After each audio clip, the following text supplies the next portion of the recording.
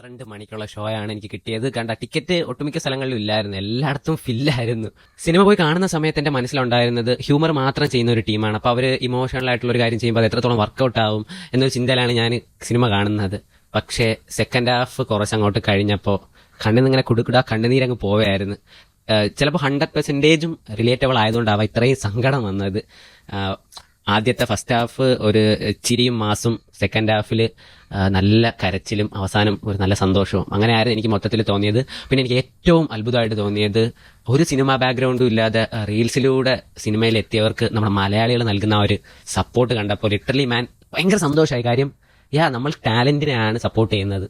Guys, അതിലെ ഓരോ സീനുകളും മനസ്സിൽ തട്ടുന്ന രീതിയിലാണ് അവർ എടുത്തു വെച്ചിരിക്കുന്നത്. അപ്പോൾ ഭയങ്കര സന്തോഷമായി കണ്ടപ്പോൾ. സ്കൂൾ ലൈഫും അതിപ്പോൾ ഈ ഹ്യൂമാനിറ്റീസ് ഒക്കെ പഠിച്ചവർക്ക് ഒരു 100% റിലേറ്റബിൾ സ്കൂൾ ലൈഫൊക്കെ ആയിരുന്നു. പിന്നെ എന്ത് പറയാൻ, ഭയങ്കര ഹാപ്പി ആയിരുന്നു കണ്ട സമയത്ത്. നിങ്ങളുടെ ഫ്രണ്ട്സുമായിട്ടൊക്കെ പോയി കണ്ടാൽ നിങ്ങൾക്ക് ഭയങ്കരമായിട്ട് വർക്കൗട്ട് ആവും. ഫാമിലി ആയിട്ട് പോയാലും വർക്കൗട്ട് ആവും. ഫാമിലി ബോണ്ടിങ്, അതിലെ ബിജുക്കുട്ടൻ ചേട്ടന്റെ പ്രകടനമൊക്കെ അതാ കോരി തരിച്ചു പോയി കണ്ടപ്പോൾ.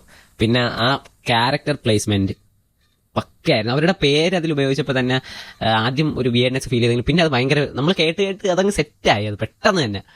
പക്ഷെ അത് നൈസ് പരിപാടിയായിരുന്നു. വേറെ ഏതെങ്കിലും പേരുകളുണ്ടായിരുന്നു ചിലപ്പോൾ ഇത്ര ഇമ്പാക്ട് കിട്ടില്ല. പക്ഷെ അത് പൊളിച്ചു. പിന്നെ നിങ്ങൾ തിയേറ്ററിൽ എന്തായാലും പോയി കാണുക. ചുമ്മാ മിസ് ചെയ്യരുത്, തിയേറ്ററിൽ തന്നെ കാണണം. നമുക്ക് കാണിച്ചു കൊടുക്കണം.